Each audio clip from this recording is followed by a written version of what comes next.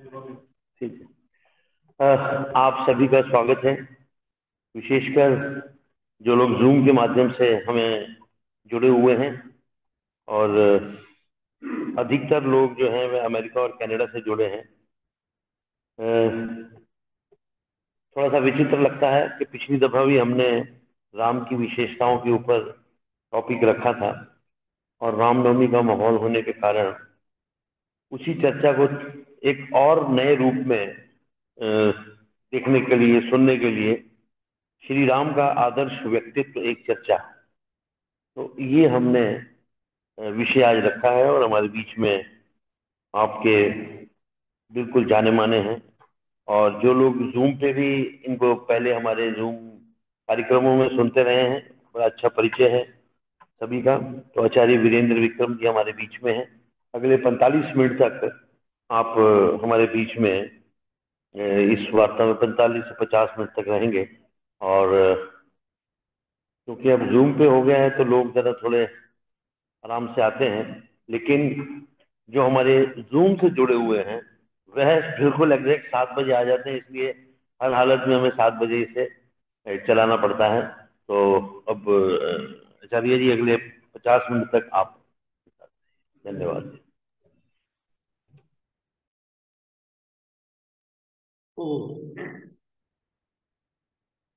एक बार सब मिल करके पवित्र ओम की ध्वनि का नाद करेंगे, लंबे गहरे श्वास के साथ।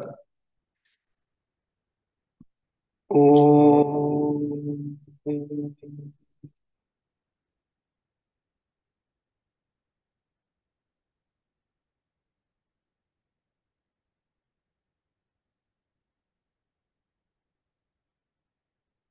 ओम।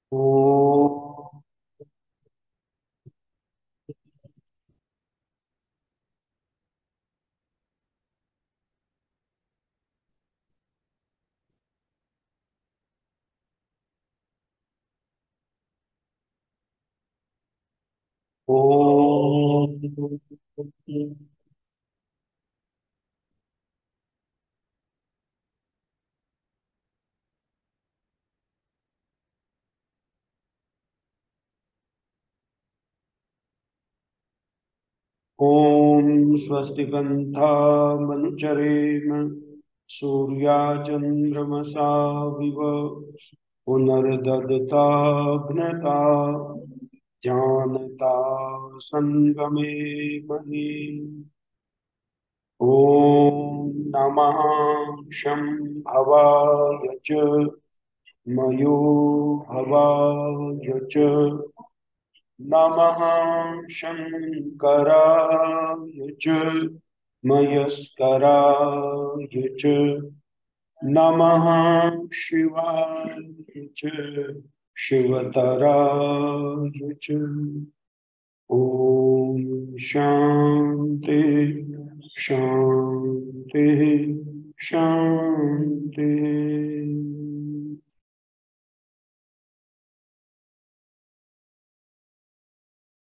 आर्य समाज डिफेंस कॉलोनी के यशस्वी प्रधान माननीय श्री अजय चौहान जी, और हमारे कर्मठ और बहुत ही नियोजित तरीके से जो कार्यक्रमों को करने में कुशलता या कौशल प्राप्त है जिनको, ऐसे सम्माननीय अजय सहगल जी, वंदनीय मातृशक्ति, आदर के योग्य भद्र पुरुषों, और हमारे सम्माननीय जो यहाँ धार्मिक कार्यों के अनुष्ठान को अपनी विद्वता से आगे बढ़ाते हैं, श्री रामचंद्र शास्त्री जी और उपस्थित सभी भद्र पुरुषों। मैं आज का जो विषय आपके समक्ष घोषित किया सहगल साहब ने, रामचंद्र जी मर्यादा पुरुषोत्तम कहलाते हैं, उनका आदर्श जो व्यक्तित्व है उसके विषय पर हम सब एक विमर्श और एक समालोचना कि किस प्रकार से वो एक आदर्श पुरुष हैं। वैसे तो पुरुषोत्तम कहा, पुरुषोत्तम कहना ही आदर्श अपने आप में समेटे हुए, उसी में आदर्श का भाव निहित है। क्योंकि बिना आदर्श के, बिना मर्यादा के और बिना सद्गुणों के महान व्यक्तित्व की आप कल्पना नहीं कर सकते। कोई भी व्यक्ति महान बनता है तो उसके अंदर कुछ ऐसे सद्गुण होते हैं जो गुण उसके व्यक्तित्व का आधार बनते हैं, और उन गुणों के कारण ही वो व्यक्ति प्रकाशित होता है, यशस्वी होता है।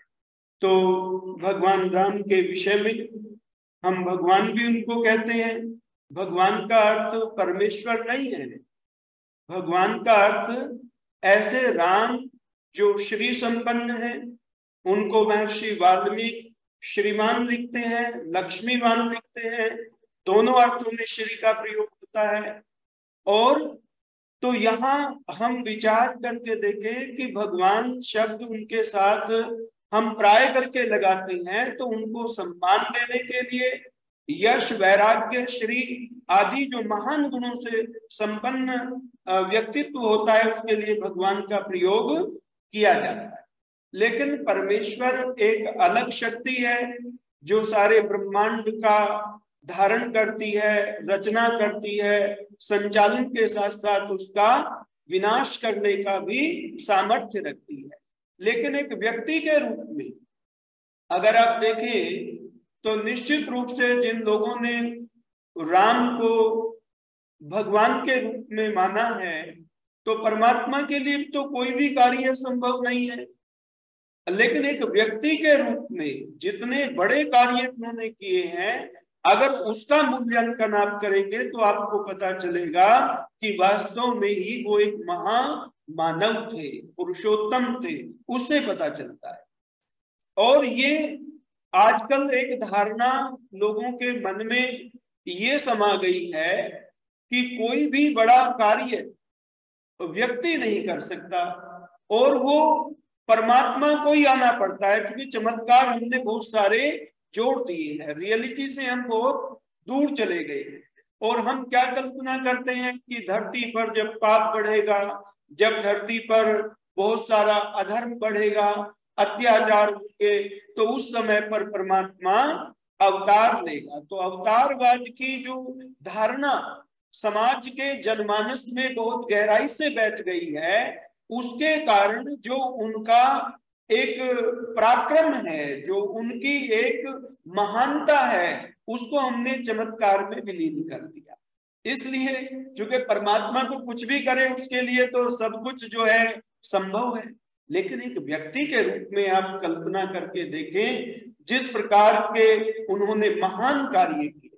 आज भी अगर आप सोचें, राम सेतु को जो भारत के और श्रीलंका के बीच में समुद्र है, आज उसको सैटेलाइट से जिस रूप में देखा गया है, उसकी पहचान की गई है, जो युगों पूर्व वहां पर खड़ा किया गया था, तो वो राम थे जिनके पराक्रम का, जिनके कौशल का, जिनकी शक्ति और क्षमताओं का इतना बड़ा विस्तार था कि उन्होंने सागर पर भी एक सेतु बना दिया। और ये बात जो है, आज हमें कोई छोटा सा सेतु बनाना पड़े तो कितनी प्लानिंग करनी पड़ती है, और वो सेतु भी समुद्र पर हो तो कितनी बड़ी उसमें तकनीक लगती है, कितना प्लानिंग करनी पड़ती है, कितनी बड़ी नियोजन होता है और कितने संसाधन लगते हैं, ये सारी बात समझने की है। तो वो कोई एक सामान्य व्यक्ति नहीं कर सकता उस काम को। और इसके अतिरिक्त आप देखिए उनके व्यक्तित्व में ऐसे ऐसे महान गुण हैं कि एक व्यक्ति जो एक सफल शासक, प्रतिभावान योद्धा, शौर्यवान, जिनके गुणों को और पराक्रम को वर्णन करते हुए ऐसी ऐसी उपमाएं दी गई हैं कि जिनको पढ़ करके हमारा वक्ष जो है गर्व से फूल जाता है। इतना शौर्यवान व्यक्तित्व और इतना सफल व्यक्तित्व, सांसारिकता के शिखर पर पहुंचा हुआ व्यक्तित्व, लेकिन महर्षि वाल्मीकि तो दूसरे छोर को भी आप देखिए, वो उनके लिए लिखते हैं समाधिमान। कि वो ऐसे पुरुष हैं जो समाधि को भी उपलब्ध है। हम तो समाधि की कल्पना उन योगी और विरक्त पुरुषों में ही करते हैं जो सब कुछ छोड़ छाड़ करके नंगे बदन निकल करके कहीं कंदराओं में जा करके तब कर रहे होते हैं। हमारी परिकल्पना में वही व्यक्ति समाधिमान है, समाधि को उपलब्ध पुरुष है।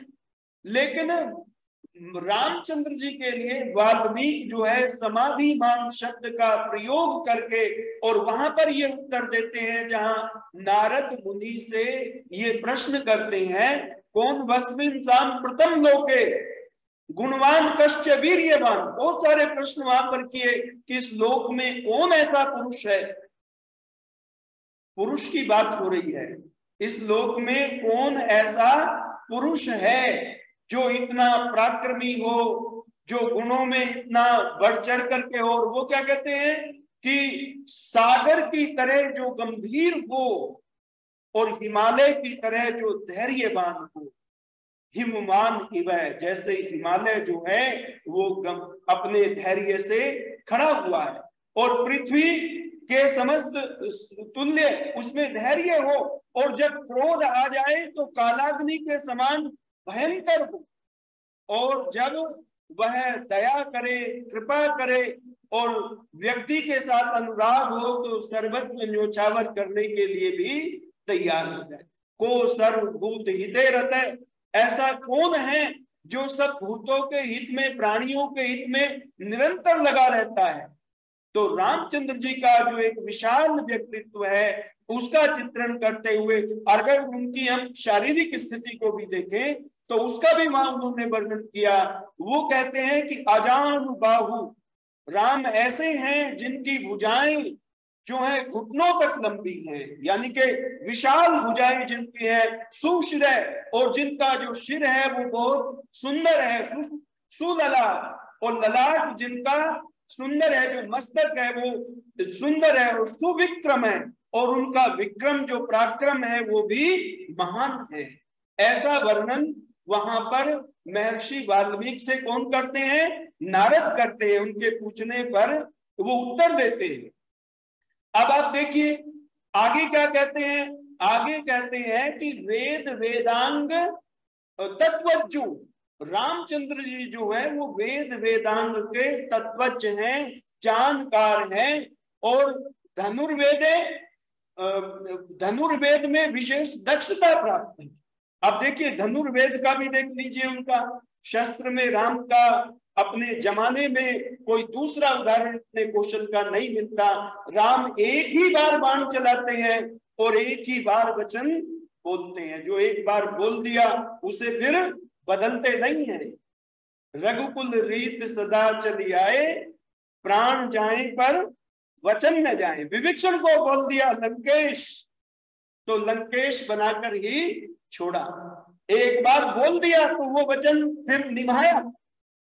और महाराज दशरथ ने तो राम को एक बार भी नहीं कहा कि आप वन चले जाओ, लेकिन पिता ने जो वचन मां को दे दिया, कैकेयी को दे दिया, उस वचन की राम ने पालना की ताकि पिता का वचन झूठा ना हो जाए। जो वरदान पिता ने मां को, कैकेयी को पहले दिए हुए थे, तो राम ने उसका भी पालन किया। तो वचन के प्रति, अपने वाक्य के प्रति जो इतना दृढ़ प्रतिज्ञ है, आप्त पुरुषों जैसा चरित्र। देखिए आप्त की परिभाषा महर्षि ने क्या की, वो कहते हैं कि सत्यमानी, जो सत्य विचार को मानने वाला और जानने वाला हो, और सत्यवादी, और उसी सत्य विचार को जिसको मानता और जानता है उसी को बोलने वाला हो, और सत्यकारी, और उसी का आचरण भी करने वाला हो। मन वचन और कर्म में जिसके एक रूपता हो वो आप्त पुरुष होते हैं। तो रामचंद्र जी जो है वो आप्त पुरुषों की श्रेणी में आते हैं। अब उनका आप देखिए ना, एक और तो अध्यात्म के पुरोधा है, समाधि तक पहुंचे हुए पुरुष हैं। ये मैं नहीं कह रहा, ये महर्षि वाल्मीकि कह रहे हैं। और एक और वो सांसारिकता में प्रबंधन करने वाले, अगर राजा के रूप में, एक शासक के रूप में देखा जाए तो आज भी जब कोई अच्छे राज्य की या शासन की तुलना की जाती है तो लोग उसकी उपमा राम राज्य से देते हैं। बोले ऐसे क्या राम राज्य हो गया, कोई अपराध ही नहीं होता, कोई घटना नहीं होती, कोई किसी प्रकार की अव्यवस्था नहीं होती।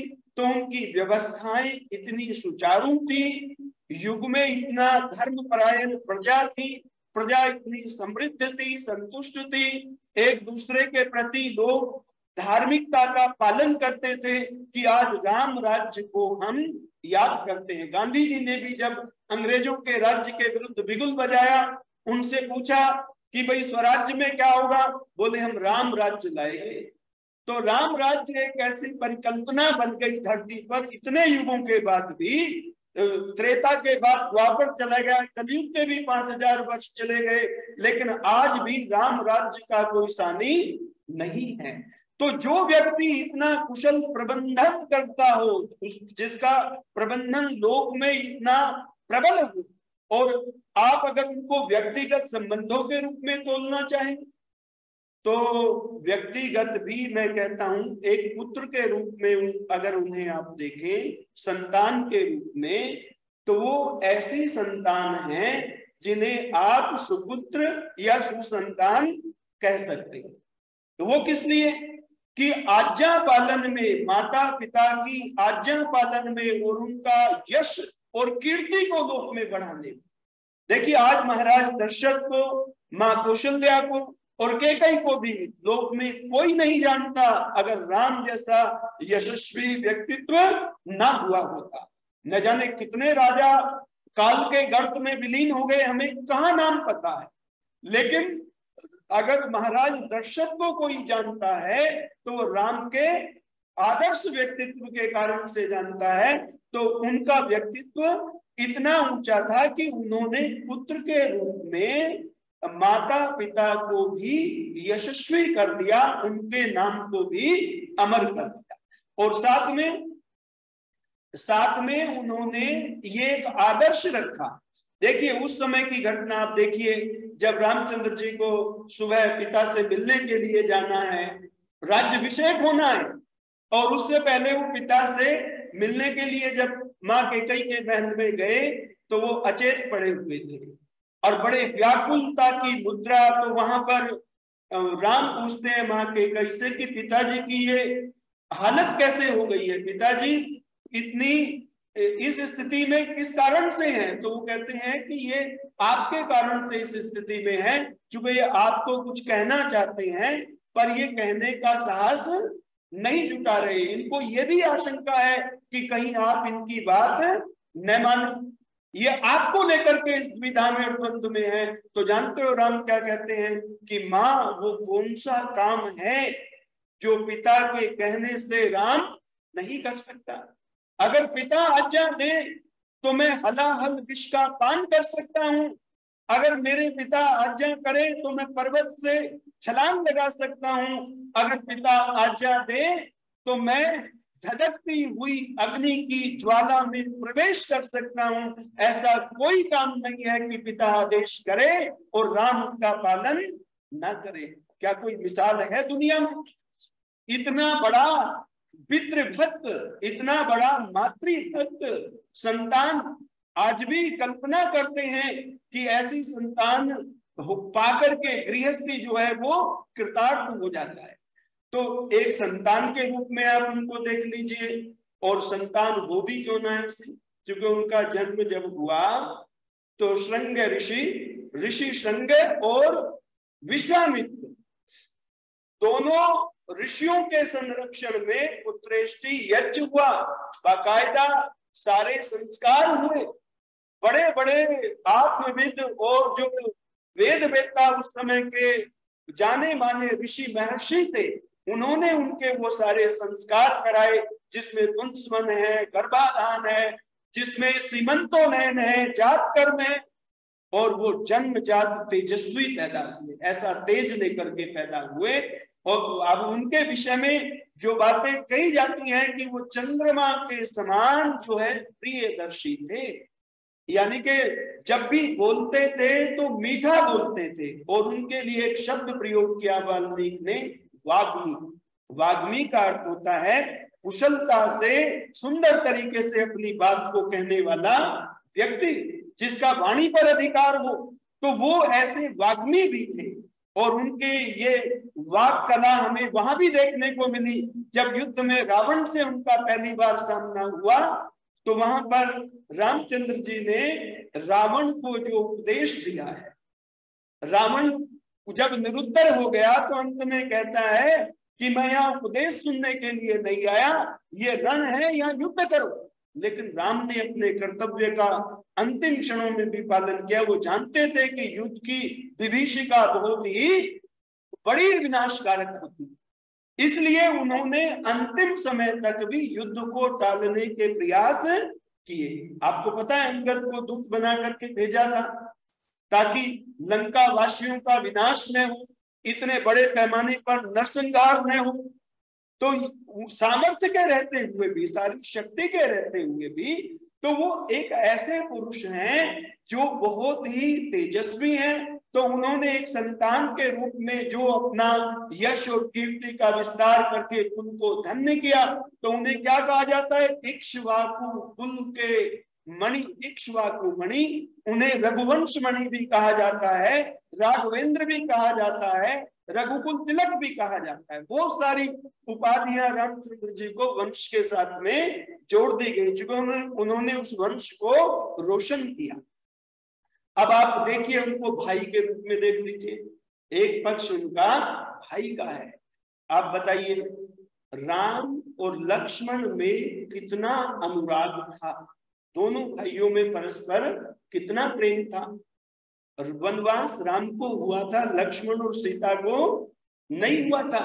लेकिन राम जब वन जाने लगे तो लक्ष्मण ने कहा कि मैं आपको अकेले वन नहीं जाने दूंगा। जैसे सीता जी ने भी कहा कि वो सहधर्मिणी थी, पर भाई के रूप में देखिए आप, भाई का जाना तो अनिवार्य नहीं था। और जब वो सुमित्रा माँ से आज्ञा मांगने गए लक्ष्मण, तो वो माँ भी ऐसी थी कि उसने प्रसन्न होकर के अपने बेटे को आशीर्वाद देते हुए कहा कि आप वन में खुशी से जाओ। और जानते हो क्या कहती हैं? वो कहती रामे दशरथम विद्धि, राम को आप बड़े भाई को दशरथ मान ले, पिता की जगह मान ले। माम विद्धि जनकात्मजन, और मुझे सीता की जगह मान लेना, जनक दुलारी की जगह मेरी जगह सीता को मान लेना। और फिर कहा अयोध्याम तू वटिम विद्धि, और जंगल को, उस वन को जो है अयोध्या मान लेना। गच्छतात यथा सुखम, हे बेटे सुख पूर्वक आप चले जाओ, निसंकोच चले जाओ, कोई संकोच करने की आवश्यकता नहीं है। तो एक माँ भी कितना उच्च कोटि का उपदेश कर रही है अपने बेटे को, ये सोचने की आवश्यकता है। और जब लक्ष्मण को शक्ति लगी, आप जानते हैं लक्ष्मण मूर्छित हो गए, राम को लगा कि शायद अब लक्ष्मण के प्राण नहीं बचेंगे। तो उस समय पर वो विलाप करते हुए कहते हैं कि अगर भाई लक्ष्मण को कुछ हो गया तो मुझे विजय से भी क्या प्रयोजन है, और लक्ष्मण तो मेरा दूसरा प्राण है, मैं इसके बिना जीवित नहीं रह सकता। तो भाई लक्ष्मण के प्रति भी राम का कितना अनुराग था। आप ये देखिए लक्ष्मण का राम के प्रति कितना समर्पण था। 14 वर्ष वन में रहे, 1-2 दिन की बात नहीं। तो उन 14 वर्षों में क्या हुआ? रात्रि में जब वन में शयन करते थे तो लक्ष्मण बाहर धनुष लेकर के पहरेदारी करते थे। कहते हैं ना, चार चांदनी चमक रही है अंबर और नभतल में, वो कहते हैं कि एक शिला पर भीर वीर निर्भीक बना, जाग रहा ये कौन धनुर्धर, जबकि ये भुवन भर सोता है। कौन व्यक्ति है जो रात्रि में जाग रहा है? तो लक्ष्मण ने रात्रि में भाई की रक्षा की, उनके प्रतिहार बन करके, रक्षक बन करके रहे, और दोनों भाई प्राण की तरह से परस्पर हमेशा। तो इससे बड़ा समर्पण का, सेवा का और प्रेम का और कोई उदाहरण आपको नहीं मिलेगा। पर आप ये ना समझे कि भरत दूर था तो वहां प्रेम नहीं था। आज भी कहते हैं राम और लक्ष्मण की जोड़ी की बात तो होती है, लेकिन राम और भरत के मिलाप की बात भी होती है। भरत से भी कितना, हालांकि माँ कैकेयी ने भरत के नाम पर ही सारा खेल रचा। पर भरत का भी अनुराग राम के प्रति इतना अधिक था कि भरत कभी राज्य करने की राम के रहते हुए सोच भी नहीं सकते थे। जैसे ही वो आए तो माँ कैकेयी पर नाराज हुए और कहा कि आपके कारण से पिताजी स्वर्गवासी हो गए, भाई वन चले गए। और माँ कौशल्या के पास गए। माँ कौशल्या को ये भरोसा दिलाया कि मेरी माँ ने यानी कि कैकेयी ने जो राम को वनवास मांगा है और मेरे लिए राज्य मांगा है, उसमें मेरी कोई सम्मति नहीं है। और वहां भरत कसम खाते हैं, शपथ खाते हैं। और जानते हो कितनी शपथ खाई? 36 बार शपथ खाई। और वहां एक शब्द आया बार बार कि अगर आर्य राम को वन भिजवाने में मेरी सम्मति हो तो मुझे ये पाप लगे। और उसमें एक दो मैं बता भी देता हूं। जैसे कहा जाता है कि जो पाप प्रातः काल सूर्योदय के उदय होने के बाद जो लोग सोते रहते हैं, जो प्रकृति के विरुद्ध चलते हैं, जो उन्हें लगता है वो पाप मुझे लगे। जो किसी निर्धन का घर जलाने वाले व्यक्ति को लगता है वो पाप मुझे लगे। ऐसी ऐसी 36 बातें कह करके जो पातक और पाप कर्म है उनको गिना करके हर बार आर्य राम का प्रयोग किया।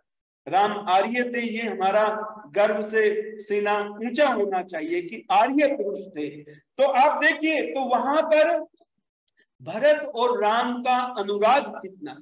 भरत तुरंत सब मंत्रियों को लेते हैं, सारे के सारे अपने गुरुओं को लेते हैं जो उनके आदरणीय सम्माननीय थे, माताओं को लेते हैं और प्रजाजन भी साथ चल पड़ते हैं कि मुझे राम को वापस लाना है। आज तो छोटा सा कोई ऑफर मिल जाए, ये तो कोई राज्य भी नहीं है, थोड़े से सीमित समय के लिए होता है, शक्तियां भी कुछ नहीं है, लोगों की निष्ठाएं एक मिनट में बदल जाती है, रोज दल बदल होते हैं। लेकिन इतने बड़े साम्राज्य का जो स्वामी बन रहा था उसके मन में भ्रातृ प्रेम ऊंचा था और सत्ता के प्रति देश मात्र भी प्रलोभन नहीं था। जानते हो, वन में गए, हालांकि लक्ष्मण जी के मन में राम की धीरता में और लक्ष्मण में थोड़ा सा तो फर्क था व्यक्तित्व में। जब वहां भरत पूरे दल बल के साथ जंगल में आ रहे हैं तो वहां पर लक्ष्मण ने देखा कि भरत तो बड़े अयोध्या का झंडा चमक रहा था, ध्वज को देखकर पहचान लिया कि ये भरत आ गया। तो वो जानते हो क्या कहते हैं राम से? लक्ष्मण ने आशंका में आशंकित होकर राम को कहा कि देखो भैया, कैकेयी का बेटा आ गया है। ये नहीं कहा कि हमारा भाई आ गया, कैकेयी का बेटा आ गया है और वो हमें यहाँ भी समाप्त करना चाहता है। उसके मन में ये आशंका है कि कहीं हम जीवित रह गए तो बाद में राज्य मांगने के लिए आएंगे, इसलिए अगर वो हम पर प्रहार करे तो उससे पहले हम उसे समाप्त कर। तो जब ये बात राम को लक्ष्मण ने कही तो जानते हो राम ने लक्ष्मण को क्या कहा? उन्होंने कहा, लक्ष्मण तुम अभी भरत को जानते नहीं हो, और अगर ये बात तुम राज्य के लिए कह रहे हो तो आप भरत को आने दो। मैं भरत को ये कहूंगा कि आप ये राज्य लक्ष्मण को दे दो, तो वो हाँ के अलावा ना का उच्चारण नहीं करेंगे, वो मेरी आज्ञा का उसी प्रकार पालन करेंगे। और तुमने जो अपने मन में पाप किया है ये निराधार है। लक्ष्मण भी शांत हो गए। और किस तरह का दृश्य था, नंगे पैर आगे बढ़ रहे थे भरत, जा करके राम के चरणों में गिर गए और बहुत अनुनय विनय किया और यहाँ तक भी युक्तियां निकाली। ये तो महाराज ने महाराजा दशरथ ने भी कोशिश की थी कि भाई 14 दिन को विशेष परिस्थितियों में 14 साल के बराबर मान लिया जाए, एक वचन की भी बात रह जाएगी और जो है राम का मतलब अयोध्या की लाज भी बच जाएगी। दोनों बातों को सोचा, लेकिन राम ने कहा नहीं, 14 वर्ष का मतलब 14 वर्ष ही होता है, वाक छल से कुछ भी नहीं होगा। और उन्होंने जब पूरी तरह भरत के अनुनय विनय को नकार दिया तो भरत ने कहा कि भैया मैं सिंहासन पर नहीं बैठूंगा, आप मुझे कोई प्रतीक दे दीजिए। और प्रतीक के रूप में क्या मांगा? चरण पादुका। और चरण पादुकाओं को ले जा करके सिंहासन पर रखा। ये इस देश का इतिहास साक्षी है कि 14 वर्षों तक भरत भूमि पर शयन करते रहे, नंदीग्राम में जाकर के नगर से बाहर वहीं से राज्य का संचालन करते रहे, कंदमूल फल खाए, राजसी भोजन का त्याग कर दिया, एक घोर तपस्या का जीवन जिया जो ऋषि मुनियों का जीवन होता है, और राजकोष को कई गुना बढ़ा दिया। चूंकि ब्रह्मचर्येण तपसा राजा राष्ट्रम विरक्षति, वेद कहता है कि ऐसा तपस्वी पुरुष जो ऐसा चरित्रवान हो वही राष्ट्र की रक्षा कर सकता है, और सैन्य शक्ति को कई गुना बढ़ा दिया, प्रजा को बहुत बड़ी समृद्धि प्रदान की, प्रजा बहुत संतुष्ट थी। तो भरत ने वो सब किसके नाम से चलाया? राम के नाम से। बोले कि आपकी खड़ाऊ जो है वो तो सिंहासन पर आ सकती है, पर आपके होते हुए मैं सिंहासन पर नहीं बैठूंगा। इससे बड़ा और भ्रातृ प्रेम का उदाहरण सारे विश्व में क्या किसी को मिलेगा? रामचंद्र जी जब 14 साल के बाद वापस आए तो भरत प्रतीक्षा कर रहे थे, बोले अगर नहीं आएंगे तो मैं अपने जीवन को त्याग दूंगा। और जानते हो जब राम और भरत का मिलन हुआ तो दो अभागे भाई रो रहे थे। जानते हो दो अभागे भाई कौन थे जो अयोध्या में साथ आए थे? एक तो विभीषण थे और दूसरे सुग्रीव थे। वो दोनों भाई रो रहे थे और वो सोच रहे थे कि एक भाई तो ये है और एक भाई हम हैं जो अपने भाई की हत्या का कारण बने। और आप देखिए दुर्भाग्य से आज भी लोग रावण का पुतला जलाते, पर राम की ऊंची भावना देखिए, राम का ऊंचा चरित्र देखिए, इसे आदर्श कहते हैं। उन्होंने जब विभीषण ने वहां रावण की मृत्यु पर लंका में विलाप किया तो राम ने विभीषण को धैर्य बंधाते हुए कहा था, अरे दुष्ट था, उसने लात मार के निकाल दिया था, पर था तो भाई का अनुराग तो समाप्त नहीं होता। जब विभीषण रोने लगा फूट फूट करके तो राम ने विभीषण को एक बात कही, वो कहते हैं मरणंतानी वैराणी निवृत्तन्न प्रयोजनम क्रियातामस्य संस्कार है ममापेश तथा। वो कहते हैं कि मरने के बाद सारे वैर भाव समाप्त हो जाते हैं, अब ये जैसा तुम्हारा भाई है वैसा ही मेरा भी भाई है। शत्रु के प्रति द्रोह का भाव नहीं, वो सारा भाव मिटा करके भाई माना और कहा क्रियता मत से संस्कार है। कहा कि रावण का संस्कार राजकीय सम्मान के साथ किया जाए, उसे वो राजकीय सम्मान दिया जाए और अपने परिजनों की तरह उसका अंतिम संस्कार कराया। और आज राम के मानने वाले क्या करते हैं?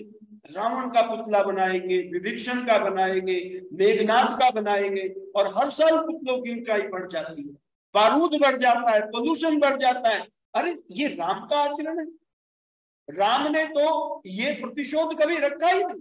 उन्होंने दुष्ट को दंड दिया जब सारे मार्ग बंद हो गए, लेकिन बाद में प्रतिशोध को समाप्त कर दिया। किसी आत्मा से हमारा कोई प्रतिशोध नहीं है, उसके बुरे कारणों से था। तो आज जो लोग आदर्श के रूप में, आप देखिए कितना बड़ा ये उच्चादर्श है। क्या अंग्रेजों के समय में भी आप देखें तो उन्होंने बहुत सारे 1857 की क्रांति को अगर आप याद करें तो लोगों को पेड़ों पर लटका लटका करके फांसियां दी और महीनों तक शवों को झूलने दिया ताकि उनका आतंक समाज में व्याप्त हो जाए और कोई शासन के खिलाफ बगावत करने का विचार आगे से न करे। उन्होंने इतनी दरिंदगी की, लेकिन राम जैसे महापुरुष का चरित्र कितना ऊंचा है, और वो जो शत्रुओं को भी सम्मान देता है, उनकी भी वीरता को। और जानते हो रावण से राम का सामना जब युद्ध भूमि में पहली बार हुआ और उन्होंने रावण के तेज को देखा, रावण भी बहुत तेजस्वी पुरुष था जो चमक रहा था, तो वो कहते हैं वह क्या तेजस्वी पुरुष है, पर उसके आचरण जो है वो पतित थे, इसलिए मारा गया। लेकिन राम ने जो गुण थे उनकी प्रशंसा की। और ये एक बहुत बड़ी बात है कि हम राम को आज उस रूप में पहचान नहीं पाते कि भाई उनकी महानता किन बातों की है। तो एक भाई के रूप में जो मैंने आपको बताया, ये जिस दिल्ली में आप बैठे हो ना, इसमें अंतिम जो बादशाह थी सबसे लास्ट वाला। वो तो कुछ बादशाह, बहादुर शाह जफर तो नाम मात्र का था, वो तो कोई बादशाह था ही नहीं। उस समय पर तो सारी स्थिति अंग्रेजों के अंतर्गत आ गई थी। लेकिन अंतिम औरंगजेब यहाँ का मुगल कालीन अंतिम बादशाह था जो शक्ति संपन्न था। और औरंगजेब हर भी 4 ही भाई थे, आपको पता है।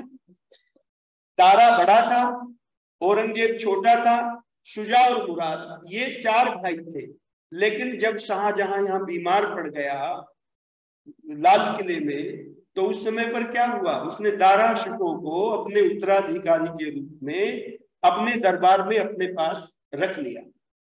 शुजा जो है बंगाल का गवर्नर था, सूबेदार बोलते थे जिसको, और मुराद को जो है गुजरात का गवर्नर बनाया हुआ था, और औरंगजेब दक्षिण का गवर्नर था। आज भी औरंगाबाद दक्षिण में बना हुआ है, तो पूरे भारत पर उसका वर्चस्व था। उस समय मुगल उसका बहुत विस्तार हो चुका था। तो आप देखिए, बंगाल से शुजा चलता है ये सोच करके कि दारा शिकोह जो है वो राजा ना बन जाए, तो जब वो अपनी सेनाएं लेकर के आगे बढ़ा तो बादशाह की सेनाओं से उसका सामना हुआ और उसे पराजित कर दिया और मार दिया। उसके बाद औरंगजेब खड़ा हुआ।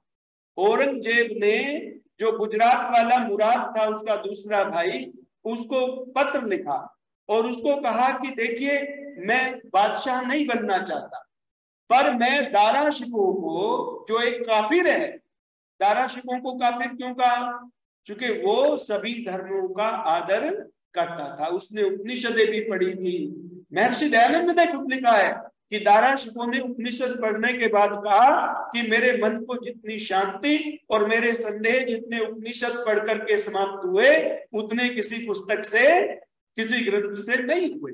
तो दारा शिकोह को मैं गद्दी पर बैठते हुए नहीं देखना चाहता, ये औरंगजेब ने कहा। अब दोनों की संयुक्त सेनाएं मिल गई और दिल्ली की ओर बढ़ी, और उनका सामना जब दारा शिकोह की सेनाओं से हुआ, जो बादशाह की सेनाएं थी दिल्ली की, तो दारा शिकोह पराजित हो गया और पराजित होकर के उसको बंदी बना दिया गया। अब देखिए, बंदी बनाते ही उसने एक काम किया औरंगजेब ने, भाई का प्रेम देखिए आप। उसने एक चबूतरे पर जो ऊंचा सा मंच बना हुआ था, अपने भाई मुराद को खड़ा किया। उससे पहले उसे शराब पिलाई, नशे में लाया, और फिर कहने लगा कि देखो हिंदुस्तान के बादशाह को देखो, और एक ही तलवार से उसकी गर्दन को उड़ा दिया।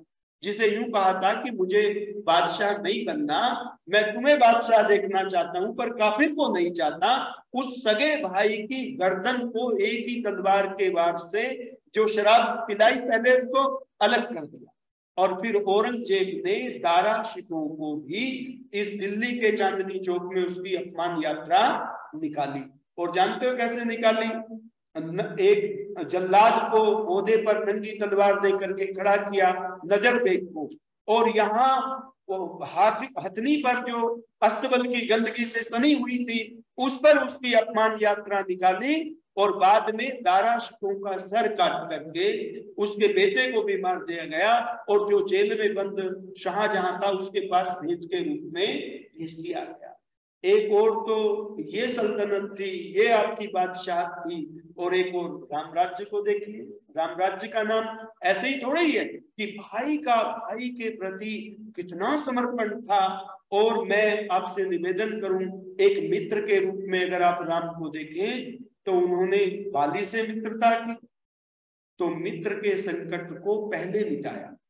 आप जानते हो, पहले बाली का वध करके उसका राज्य और जो पत्नी का हरण किया हुआ था उसको वापस दिलाया, अपने लिए सहायता बाद में मांगी।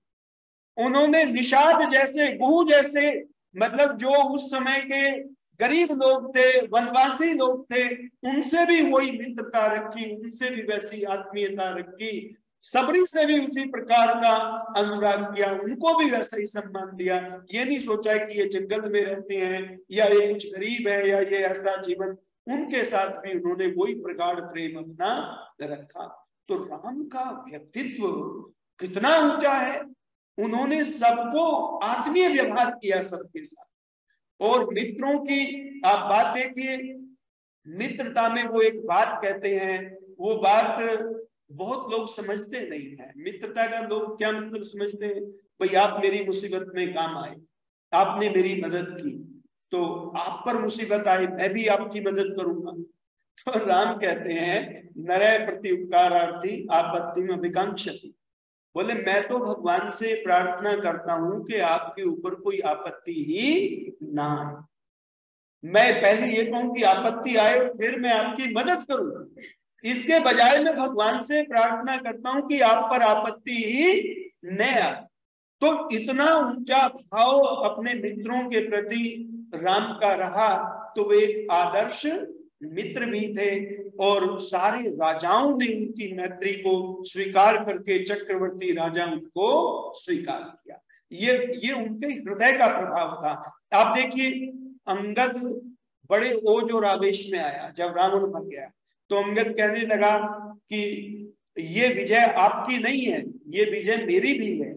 तो अंगद ने कहा कि रावण मेरे पिता बाली का भी शत्रु था और मैंने अपने पिता के एक शत्रु को तो मार दिया, अब जो दूसरा शत्रु राम है जिसने मेरे पिता का वध किया, तो उन्होंने राम को युद्ध की चेतावनी दी। तो राम ने जानते हो क्या कहा, राम का हृदय देखिए, राम अंगद को कहते हैं कि अंगद तुम्हारे पिता बाली जब दुनिया से विदा हुए तो उन्होंने तुम्हारा हाथ मेरे हाथ में सौंपा था, उन्होंने अंगद को मुझे सौंपा था। तो कहने लगे कि मैंने तभी से तुम्हें अपना पुत्र मान लिया। अगर रावण की विजय को आप अपनी विजय मानते हो और मुझे भी आप युद्ध की चुनौती दे रहे हो, तो मैं अपनी पराजय को स्वीकार करता हूं, क्योंकि पुत्र से पिता का पराजित होना उसके लिए सम्मान की बात है। अपने पुत्र को सब विजयी देखना चाहते, तो अंगद जो है उसका सारा आवेश समाप्त हो गया और चरण छू करके उसने उनसे क्षमा। तो ये उल्लेख वाल्मीकि रामायण का नहीं है, ये दक्षिण की रामायण में एक में ये उल्लेख मिलता है, शिव कुमार शास्त्री जी ने इसका उल्लेख किया है, वाल्मीकि का नहीं है, पर एक रामायण में ये उल्लेख अंगद की घटना का भी मिलता है। तो राम का व्यक्तित्व जो है वो इतना बड़ा है। और एक अगर आप उनको आगे ये देखें कि राम जो है एक पति के रूप में कैसे हैं, तो आज भी राम और सीता की जोड़ी की लोग बात करते हैं, एक आदर्श गृहस्थी थे, किसी भी कीमत पर दूसरे विवाह को जब उन्होंने स्वीकार नहीं किया। उस समय पर राजाओं के कई रानियां थी, पर राम ने एक पत्नी व्रत का जीवन में पालन किया। और उन्होंने ये जो बाद में सीता के वनवास की जो घटना, ये तो बहुत बाद में ये उत्तर रामायण लिखी गई, जिसके अंदर वो सारी चीजें प्रक्षिप्त हैं, उनके चरित्र को विकृत किया गया, जैसे कृष्ण के चरित्र को भी विकृत किया। इसलिए हम राम को एक आदर्श गृहस्थी, एक आदर्श दंपति के रूप में भी देखते हैं, जिन्होंने हमारे सामने ऐसी सुयोग्य संतानें हमें प्रदान की जो बहुत पराक्रमी संतानें थी और जो उनके गौरव को और यश को आगे बढ़ाने वाली थी। इसी प्रकार से अगर उनको आप आगे उनके जीवन के दूसरे पक्षों को भी देखते हैं, पहलुओं को देखते हैं, तो उनके जीवन का हर पक्ष बहुत उज्जवल है। अध्यात्म का भी जो मैंने आपको बताया और भौतिक जीवन का भी, वचनों का पालन करने वाले। और कौशल कैसा था, आज भी लोग क्या कहते हैं, जो दवाई बहुत अच्छा काम करती है, एक बार में रोग का निराकरण कर देती है, तो उसे क्या कहते हैं, रामबाण उसकी है।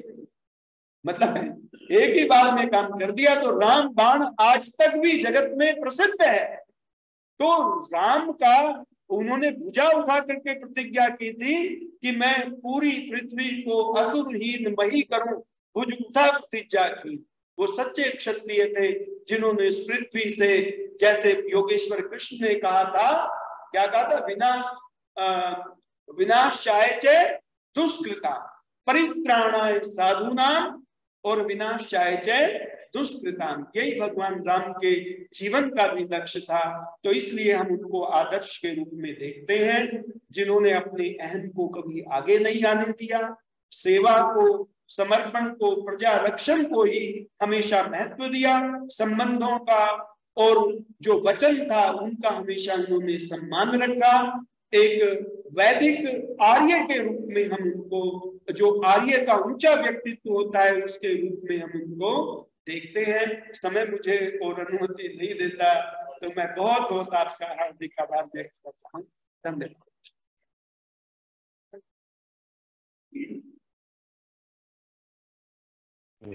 भाई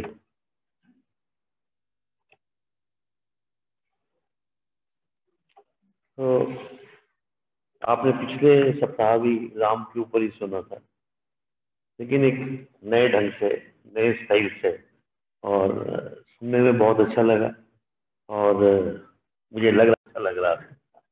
आप भी बिल्कुल उसमें मस्ती में आ गए थे। तो तो कई ऐसी चीजें हैं, कुछ चीजें हमें पता ही थी, लेकिन एक जिसे कहते हैं कि कर्टन रेजिंग, थोड़ा सा दिमाग से जो चीजें हट गई हैं उनको दोबारा से सुनने में बहुत अच्छा लगता है। और कुछ माहौल भी इसी प्रकार का चल रहा है। वो दूसरी बात है कि आज अभी शाम को पता लगा कि पूरे भारत में किसी न किसी स्टेट में हर जगह कहीं ना कहीं रामनवमी के उसके ऊपर किसी में बम फेंके गए, कुछ किया गया, सब चीज हुई। In spite of that Ram का जो अपना अस्तित्व है वो इन सब चीजों से हटने वाला नहीं है। तो मैं जो जूम से हमारे साथ जुड़े हुए हैं उनका स्वागत करते हुए, उनका धन्यवाद करते हुए, और विशेषकर पिछली दफा जो आपने टॉपिक सुना था राम का, उसमें 478 लोगों ने पार्टिसिपेशन किए हैं। हमने अभी कुर्सियां खाली हैं वो किया फेसबुक पे। 478 लोग उस टाइम फेसबुक पे देख रहे थे हमें। तो क्योंकि टेक्निकली सारी चीज़ें इतनी ज़्यादा एडवांस हो गई हैं कि लोग प्रेफर करते हैं कि घर में बैठ के हम इस चीज़ को देखें। तो जब मैं ये सारे रिकॉर्ड देखता हूँ अपने, तो मुझे बड़ी तसल्ली होती है कि कोई ना कोई कहीं ना कहीं हमारी बात को कोई ना कोई आदमी सुन जरूर रहा है पूरे वर्ल्ड में। तो आप सभी का बहुत बहुत धन्यवाद। तो हम जूम से अब जो है वह कट जाएंगे, तो उसके बाद